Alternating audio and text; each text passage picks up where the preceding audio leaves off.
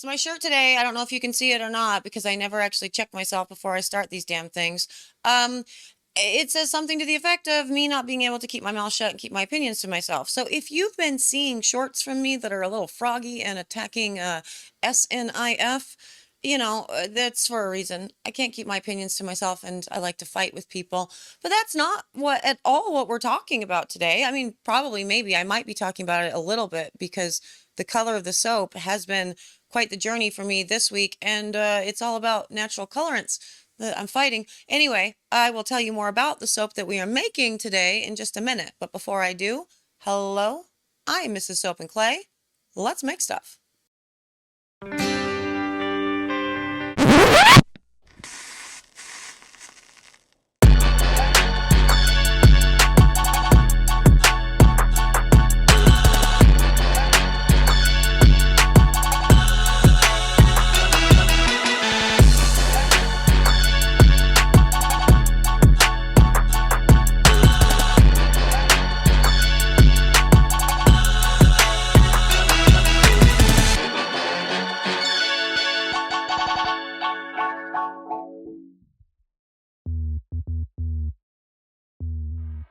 How's it going, Sudzers? Welcome back to the channel. You are at Soap and Clay, where we make all the soapy things, and you're here for another round of rose soap fun, and today we are moving from rose oil to rosehip oil. Well, rosehip extractions, really, because while you did see all of the copious amounts of oil that ended up in that rosehip water solution, it is still technically a water. We are going to be substituting 100% of the water in the soap recipe with the rosehip water, but it has a lot of oils in it. So I am going to be expecting a more super fatted bar, and so I'll talk more about that and ultimately what I think that's going to do overall to the lather tests, while we make the soap. But I am still hoping to get a nice white bar out of all of these soaps. And so with this whole process, I know that probably this one's going to end up darker than all of the rest of them just because the rose hip was so giving with all of its nutrients and all of its color and all the things so readily. So I don't know. I like all the beautiful chocolate colors that we're getting. They make me hungry while I'm pouring them,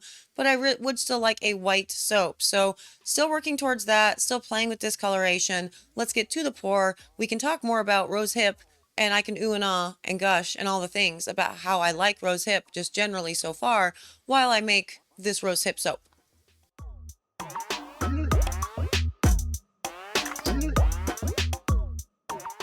Okay, we are moving on to the rose hip soap today, and I'm super excited about it. Now, I showed you the rose hip water that we did that had all the awesome oil in it.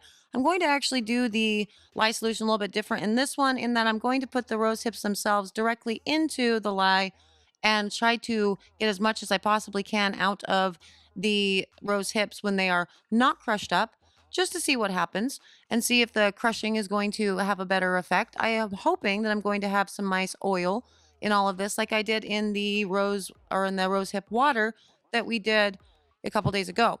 But I don't know. So we're going to find out together. And I am doing it this way for two reasons. One is I really want to use that rosehip water in a cosmetic that we are doing next week. So I have put a preservative in that and it is sitting and ready to go. And two, because of everything I just said, I want to test stuff. And so much of this, new format and everything that we're doing on the channel this year is about learning things together and sort of reporting findings. And in some cases, I'm going to know exactly why. And in other cases, I'm not. But we're going to have a visual and, sort of explanations and stuff around all of it. So we all learn and grow as better formulators with all of it, is what I'm thinking. Now, with this, it's the exact same recipe that we have been using for all of the soaps for this week. The reason for that, as I've said in videos previously, is I want to have a nice standard that we can test everything off of. And so the oils themselves, they don't change except for the oils that they were infused with. And so we are working with this one, the same stuff that we were for the past two. So it's going to be 30% coconut oil, 30% canola oil, 20% palm, 10% of a cocoa butter. So this is the rosehip infused cocoa butter, and 10% of the rosehip oil, which is infused into a green tea seed oil. So already off the bat, wowie wow, it's a lot. That's a very dark beautiful color for the lye solution. I'm not mad at it, but also I didn't see any real oil. And so I'm thinking crushing the rose hips are definitely going to be the way to go just to get through that outer shell to make sure that all of the goodness that you're getting, all of the oils, the fatty acids, and your vitamins and your antioxidants and everything are going to be released easily. Because again, just seeing how quickly all of the goodness was released from the rose hip infusions that we did a few days ago, it was absolutely astounding. So I think if I crushed these rose hips and then put them into the water, I would have had basically the same result that I ended up from that rose hip water that had all of those big oily pockets on them. It was delightful. I was so excited to see that. But the color itself, it is looking very similar to the rose infusions with the petals and the rose water that we used for the first two uh, soaps. And so, yeah, we're still gonna be working with discoloration. And I'm wondering if I think it's just going to be the nature of the beast with all of this. I do believe that when I did the rose soap in last year's content. It ultimately, I think, if I'm remembering the right one, it ended up looking like a mushroom or something. But the lightest color that I was able to get was like a yellowy beige. And so I think it's just safe to say that if you're going to be using a rose water, a rose oil, well, a rose water, so enhancing your lye, you are going to be battling with your with your colors for sure. I had one of the sudsers actually comment on a video a couple days ago and said that she has good success with doing like a half and half. So like half of the batch with a milk of some sort to get the whitening and then half the batch with the rose if they want the lighter colors. So there is that.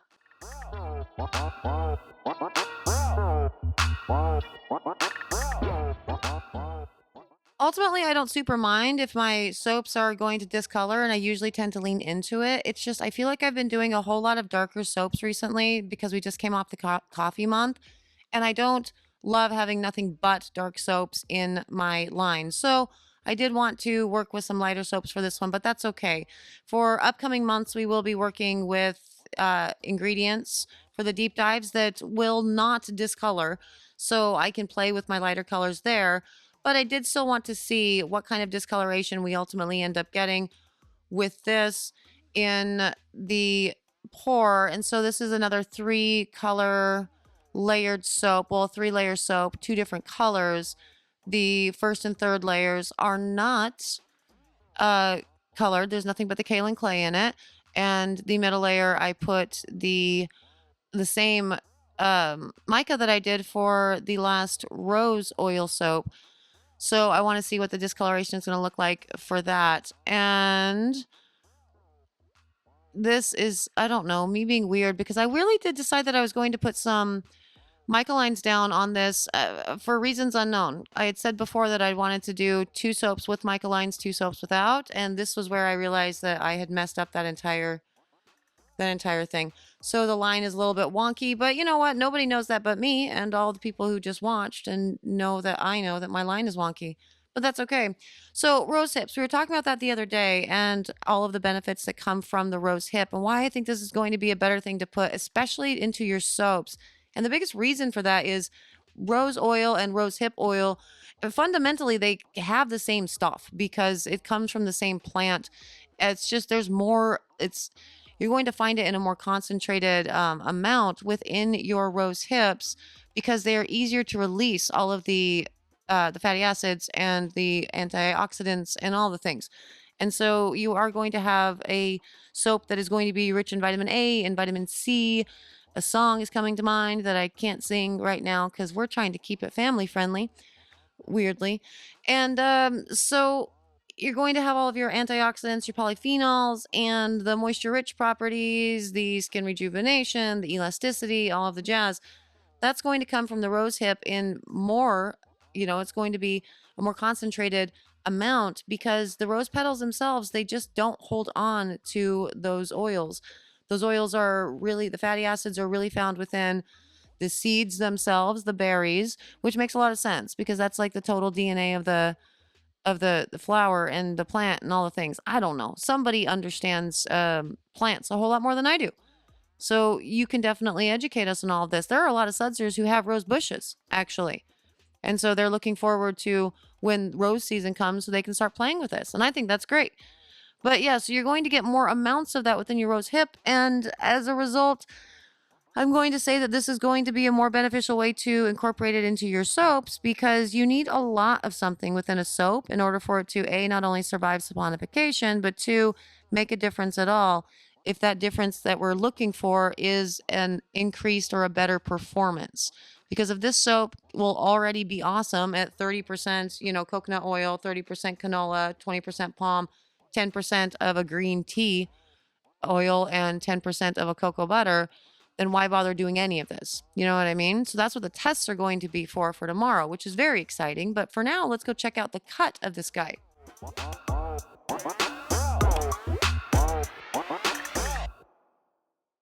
Okay, and onto the cut, and same Z's for this. It's same as the last two. These all sat for 14 hours. They were made basically at the same time and cut at the same time, and so that is what we are working with here. And it comes out of the mold beautifully. After 14 hours, it is so shiny. It is shinier than the rose, just the regular rose from the petals, for sure. Very, very shiny. I did not put these in the fridge to, make sure that they would come out at all. So this was C-popped, gelled, and 14 hours later, it removed like nobody's business. And we have no different discoloration in the top and the bottom, which is interesting because we did end up with that coffee soap that had a darker color at the bottom and then a darker, yeah, it's and a lighter color at the top. Very interesting. But this is basically what this looked like when we put them into the mold. So the kaolin clay did not at all help with the lightening of all of this. And to that, we are working with, well, I don't know. I wouldn't say that we'd be working with darker oils because the oil blends themselves, the cocoa butter with the rose hip, as well as the green tea, they were darker than the rose oils that we used and infused, certainly. But since we're only putting 10% of each of these in, I don't think that that would have been what would have changed the colors at all. So yeah, I don't know. I mean, maybe we try Twisted's method, Twisted Tree. She's amazing soap maker. Go check out our Twisted Tree and do a half and half solution. So one lye solution in a thing like this as a milk and another as a rose and see if you can lighten those colors up if you're very, very interested. For all the rest of it, obviously we're getting some bubbles because I'm cutting it very early, but all things considered, this is a gorgeous bar of soap. All of these soaps have been very firm in the hand very early on as well. And considering I soap at 2.4 times lye for the water, I really usually have a softer soap than this. So that is a good thing. That means that we are going to get the bar hardening properties of it and possibly go through a faster cure. So far, I can't really say that it's any different of a cure time with these oils than what I experienced with the coffee. It was about a 3, almost 4 week cure time for the coffee, and that's what these ended up being as well. And so I don't know. But I mean, the big test is obviously going to be the lather, which we will do at the end of tomorrow's video, wherein I'm yet again going to try to get a white soap. I'm on such a mica line like kick right now that all of these soaps are absolutely gorgeous, even if they're not, the white and the whatever that I'm going for. So ultimately, these are really pretty and I'm really happy with them generally. I still want a white soap. So we're going to be working on that tomorrow for sure. But for this one, all things considered, it's a good soap. The things that I have been noticing with the rose or the rose hip in the lye solution is that everything is slower to trace. And I don't know if I've been mentioning it throughout all of these videos because I know that I for sure cut out the part where I take the stir stick back to the batter almost exclusively. I almost do that 100% of the time. And so I haven't shown it, but for every single soap that I've made, especially since I'm working with layers, I have felt that it's taken a longer time to get to emulsion. And I've ended up having to take the stick blender back to the actual soap batter. So these layers will start setting up faster. And I don't know. I think that's kind of just how it works with the rose. I noticed it when we did it before in the summer. I've noticed it with my teas.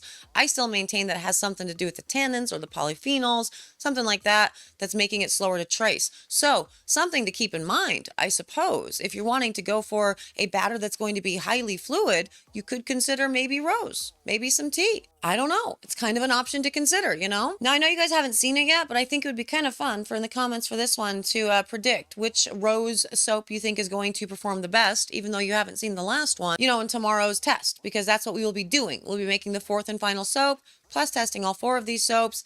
It's going to be an amazing time.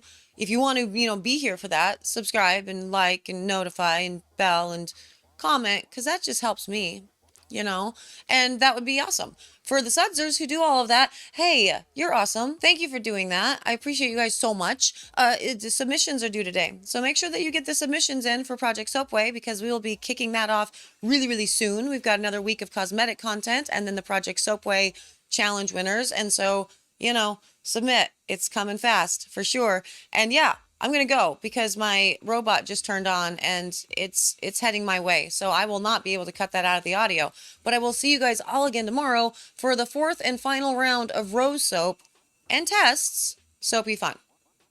Bye.